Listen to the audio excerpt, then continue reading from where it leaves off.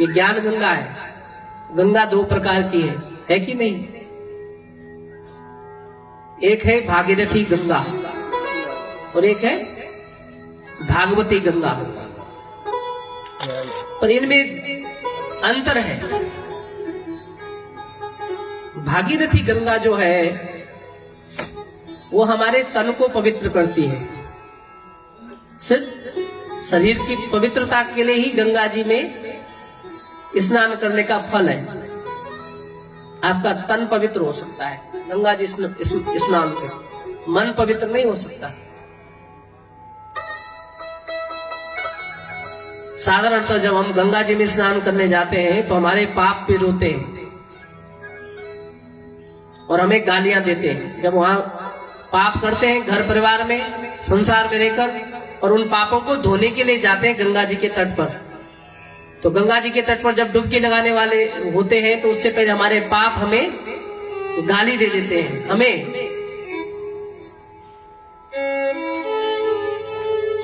यदा यदा यान्ति नरो हि जाह्नवी रुदन्ति पापानि बदन्ति चाप्रियम्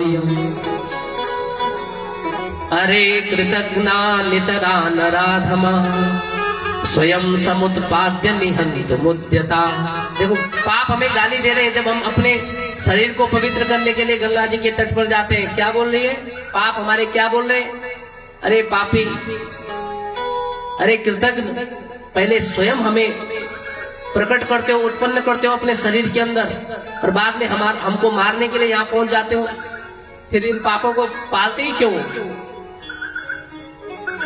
इसलिए वहां जाके पापों का समन और देह की शुद्धि। पर भागवती गंगा हमारे तन को भी और मन को भी पवित्र करती है। बोलो भक्तवत्सल भगवान की जय हो। उस गंगा में यदि आप ठंड के समय जाओगे तो क्या होगा?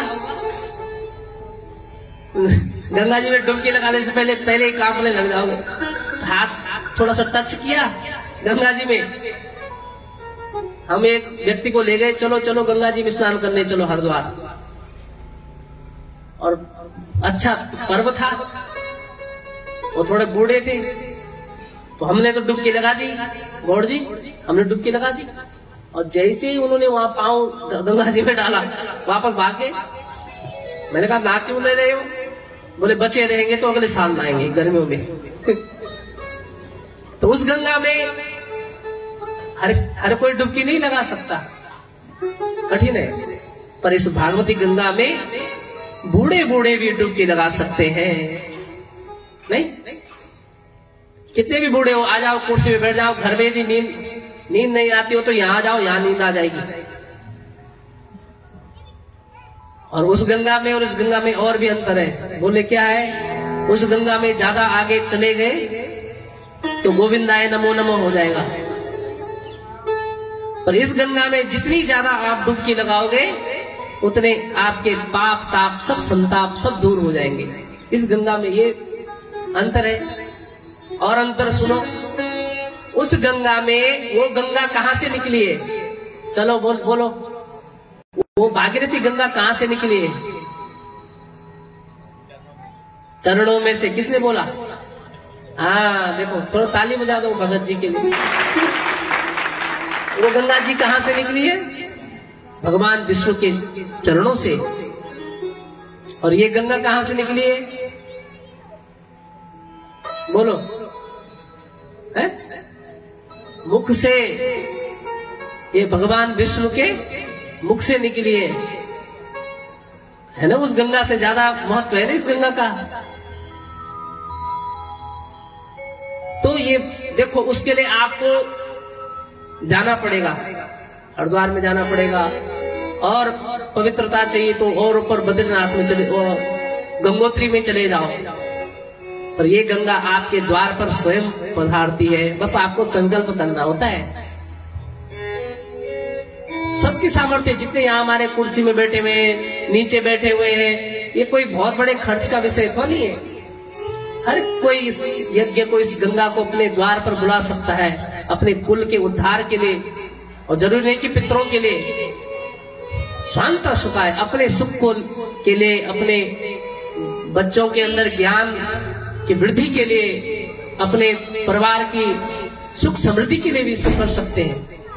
सबको सामर्थ्य दिए भगवान ने, बस संकल्प करने की जरूरत है कि ये ज्ञान गंगा करवाने का अवसर, इस ज्ञान गंगा में डुबकी लगाने का अवसर हमें भी प्राप्त हो।